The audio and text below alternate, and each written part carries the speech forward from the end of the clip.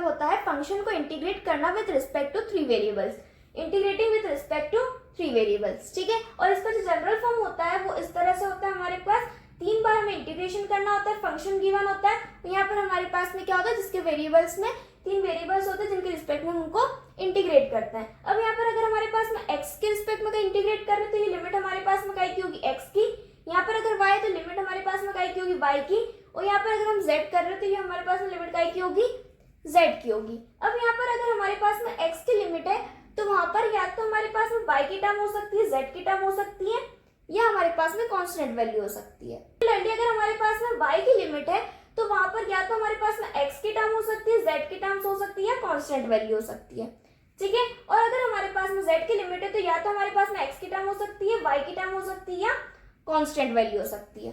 यहाँ पर एक एग्जांपल देखते हैं, ये हमारे पास में एक इंटीग्रल है। अब यहाँ पर देखो हमारे पास में क्या है, x minus Z and x plus Z, तो x की टर्म में और z की टर्म है, ठीक है। x की टर्म में और z की टर्म में, तो ये लिमिट हमारे पास में की होगी, y की लिमिट होगी।